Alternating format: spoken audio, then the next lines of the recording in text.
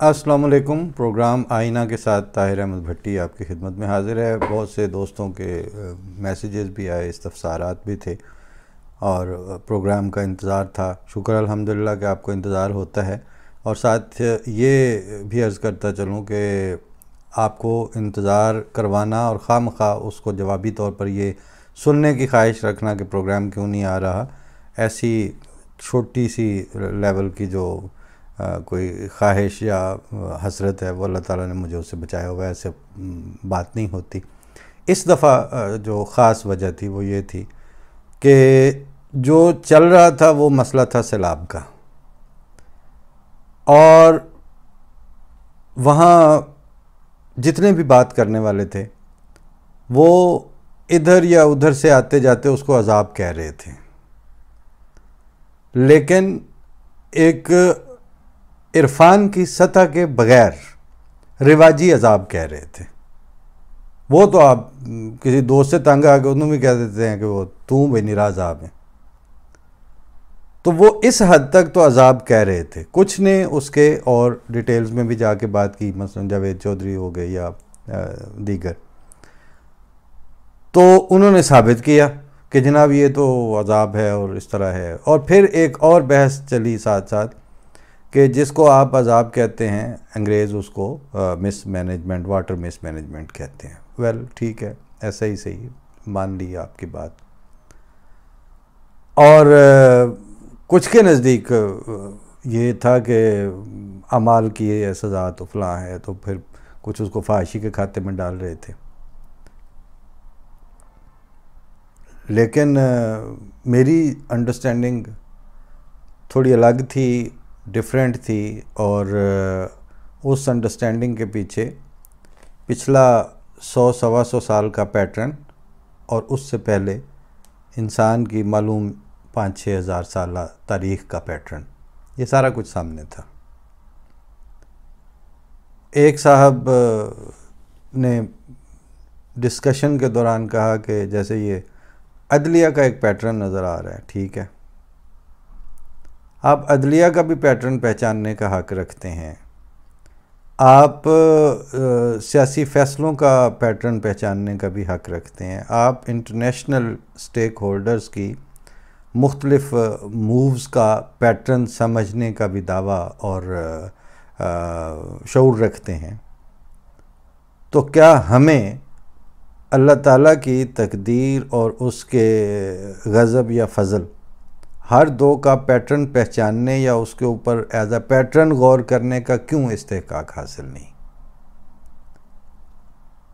ہم اس طرح سے کیوں نہیں دیکھ سکتے کہ جو نظر آ رہا ہے اس کے پیچھے کیا عوامل کار فرما ہے؟ تو ان ادھیڑ بن کہہ لیں اس کو, یا اس کو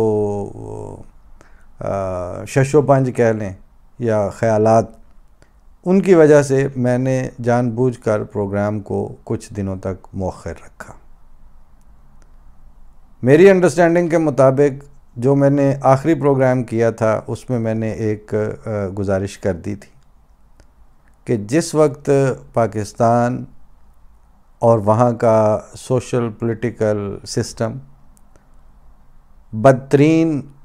مالی اور آئینی اور سیاسی اور سماجی بحران کا, بلکہ اخلاقی بحران کا شکار ہے, عین ان دنوں میں آسمان بھی ٹوٹ کے برس رہا ہے. عین ان دنوں میں ہی یہ جسے کہتے ہیں گلوبل وارمنگ جو ہے, اس نے اس ملک کا انتخاب کر لیا جس کا کاربن ایمیشن میں 1% بھی رول نہیں ہے. اور جنگ کہیں اور چھڑی ہوئی ہے, مسائل کہیں اور یعنی وحشتناک حالت میں نظر آ رہے ہیں. جو عام طور پر آئی ڈی پیز کا فنومینا ہے وہ تو جہاں بدترین جنگی حالات کے سائے منڈلا نہیں رہے بلکہ وہاں موجود ہیں اس وقت, وہاں کے ارد گرد اتنی ہاہاکار نہیں مچی ہوئی جتنی آپ کو وہ آپ کھربوں اور اربوں روپوں اور ڈالرز میں بھی دنیا کو بتا رہے ہیں، اور امداد کی صورت میں بھی بات کر رہے ہیں، پھر اس کی ری ہیبیلیٹیشن کی بات بھی ہو رہی ہے، اور وہاں کی تکلیف دہ مناظر بھی مستقل شیئر ہو رہے ہیں۔ اس کو عذاب کہنے والوں میں جو پیش تھے وہ نام میں نے لیے ہی ہیں، مطلب جاوید چودھری تو پوری لسٹ بنا کے لائے تھے، لیکن یہ کہنے یا اس کو اسٹیبلش کرنے کی توفیق دانشوروں یا نارمل عامت الناس یا ان کی لیڈرشپ میں سے کسی کو نہیں ہے کہ خدا تعالیٰ نے تو عذاب کی فلسفی اور ماں اور بنیاد اس بات کو ٹھہرایا ہے کہ ہم کبھی عذاب نازل نہیں کرتے حتیٰ نبعث رسولہ، جب تک کہ ہم رسول نہ بھیج لیں۔ تو یہ جو پروفٹ لیس قسم کا،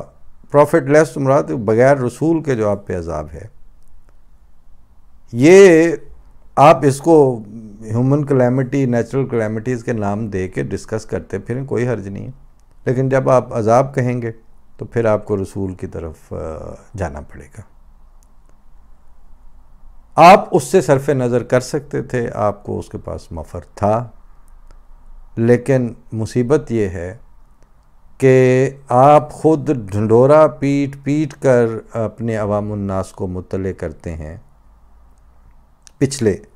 40-50 سالوں میں، 70 سالوں میں پاکستان بننے کے بعد سے، یعنی خاص طور پر 84 آنورڈ، جب سے آپ کو یہ فارموں میں خانے ایڈ کرنے کا جزام اور کوڈ لاحق ہوا ہے،